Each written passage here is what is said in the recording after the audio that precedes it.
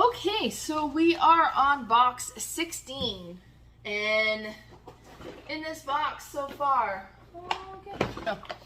I have Scribblish. So Scribblish is such a funny game, and this is actually 2 of them, almost complete. So Scribblish came with 12 of them, and then, no, 6, and I found another one that had 5 at a thrift store, and I combined them so I can actually play up to 11 players. And it's basically like a drawing telephone game. So you'll grab one and then you'll kind of write the description as to what you see the drawing is, and then the next person will look at just the description and do a new drawing, and so on, and at the end you're trying to figure out if you can see which one was yours. This is one that I've played lots. It's neat. We have a good time with it, and then the kids have been enjoying it. And then I have a pad of paper for Yahtzee. I can't remember the last time I played Yahtzee, but if I want to, I got papers for it. And then I have baggies, family charade. I have decks of cards. And then I had like a sampler of concept. And then I have a Farkle pad of paper. And then I have another deck of cards. And then this was just a thing that I had bought at the dollar store for to use as a dice tray at the time. Now I've bought better dice trays, but this was I still have this. So then I have in here more baggies, and then this is something that I had found, like I bought a lot of games and this was in it, and it's the D&D spellbook cards for the Bard. So my kid was like, oh yeah, sure, grab that for me. And then I don't know that if we ever did anything with it, but if we ever do, we have this here. And then I have this that I had bought. So this is just a container I bought at the dollar store, and then little foam pads so that I could make like a custom dice tray. So, and I had done a couple of these, one that I had kept for myself and one that I had done for my brother. And as I mentioned, I've since purchased dice trays, but when I was first getting into the hobby, that's what I used. And then I have box bands. So these are rubber bands that will kind of divide up so that there's 2 on either side, so you can go on either corner of the rubber band to just do like an X, keep a box closed. So I had a couple games that kept opening up. Oh, it's a tin game. It's probably in here. But Rummyo, just the tin got warped, so it kept opening up, so I put one of these rubber bands on it to keep it closed. What else do we have in here? We have a pad of paper for cross crib. In case we want to play cross. I haven't kept cross crib, so I'm not sure how I still have the pad of paper, or is it an extra one that I had at one point, but so that's in there. This you can tell, like this was whatever was left on the shelf.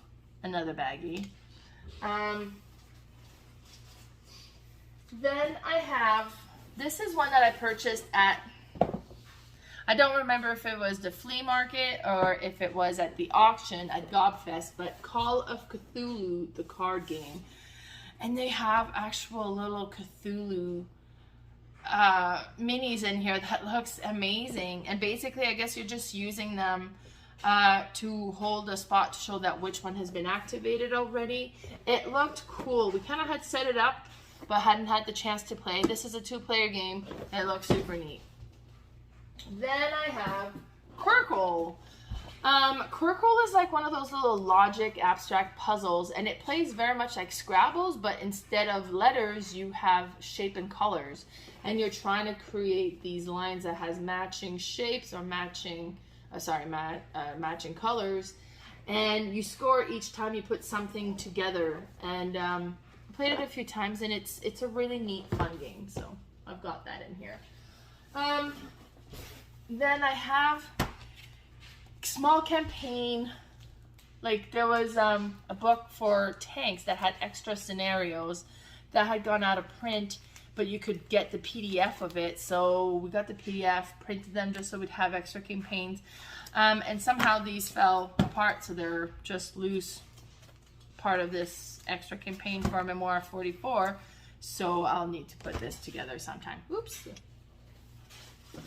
And then I don't know why I have this in here, because they're bag with a pocket, and you're not really going to use that with Boardgame, but more bags. There you go. Okay, and I keep pushing against this, so I'm shifting the camera over. Let's move you back. Okay, and then I have in here, I bought these at the dollar store, and I don't know what they're really meant for, but I just had them for component holders that I would, and then these are, I mean, they're super cheap, and they're made like of paper, and then if they ever get wrecked, oh well, they get wrecked, but they were just so help keep the games organized. So I have that in there. I have Othello. So, and it actually looks just like this, which looks so cool. And you have like that little brown, green felt, and you have the discs that are white on one side and black on the other side. And like the game actually looks pretty cool. And you kind of create where you put things together. So if you have your color on either side, then you get to flip everything in between to your side. It was neat. I've only played this the one time. So yeah, so like in this example, if you place this black one, you have these white ones in between, and because you got black, then you get to switch all of these to black. And you play till you fill the board, or till all the colors that got transformed into your own. Well, even then, I guess you play till you fill the board. So neat game, like an old-fashioned abstract strategy game, but it's a lot of fun. And then I have Oilmen. And Oilmen is a game that was designed and created and kind of like it was built and made here in Alberta. And this is a game about oil drilling. And you have this board, and the board is actually this thick. This is the whole board. You play on this, and you have these drilling bits that you can, like, you shake the board and there's something in there, I don't know. And then you have these little rigs that you would push down in the hole, and that's you drilling, and there's different depth that you're drilling to. Of course, the deeper you're drilling, the more money it's going to cost you. And then if it hits resistance, that means you struck oil, and then you would put your little, like a little thing that shows a little oil rig to show that you struck oil there, and then you keep track. So it's whoever has the most oil revenue at the end of the game is the winner. This is a game that was hard to find at one point, but they just reprinted it, did a reprint on it. I was offered at one point like $200 to $300 for this copy because it was so hard to find, and it had like such a good following. And my kid begged me not to sell it. Please don't sell this one. I really like this game. So we kept it. We have it here. So Oilmen, the game. And there is my game of Ramio that I was talking about with the elastic. Let me fix the elastic because I'll twist it up somehow. So this one is in a tin box, and I'm not a big fan of tin boxes. And this one is all warped, so the lid doesn't stay on very well. So I have this little game elastic that helps keep it all together, right? So there we go. But this one is basically Rummy the game, but instead of cards, you're playing with these little domino type tiles, and they go on here, and then you're trying to create these rummy hands with what's on the board, and you can rearrange things, but you can't leave any tiles where they don't fit with something. I played this one at a local hall, and I loved it, and I hunted down a copy, and a friend of mine had a few copies, so he sold me this one, and it's such a great game. So that's Rummy-O. Alright, and then I have Speak Out. Speak Out is so disgusting. You get this plastic piece that you fit in your mouth that holds your lips and mouth open, and then you're trying to read something, and having this in my mouth makes me drool, so I got a paper towel because I'd be drooling all over the place.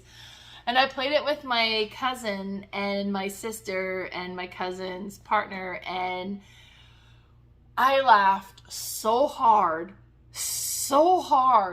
that like nobody understands what you're saying, and then you can't understand what anybody else is saying, and it was hilarious. And yes, it's gross. So we play this, then I put the mouthpieces in the dishwasher, and then we put it back in the game so we keep it clean. But I mean, yeah, it's gross, but it's one of those stupid funny party games. So speak out. And then the last game I have in here is Mission Command Land Game. Just based on the shape of the game, I think this is probably like a really old game. Milton Bradley. So it's an old-fashioned game, but my kid just loved tanks, so I got it because it had all these little tank pieces, and you have this map, and then you have this player board thing that you kind of put. It looked really cool. We've never played it though, so a couple of times I was like, well, maybe we should get rid of it. And he's like, no, keep it. I want to play this sometime. So we haven't gotten rid of it. It does look cool. And you have these little tanks in there, and then these little military stuff. Like it's a good looking game. So hopefully at some point we will get this played, but this is the last game that I have in this box. So be sure to tune in tomorrow and find out which other game I have in my collection. So bye everybody.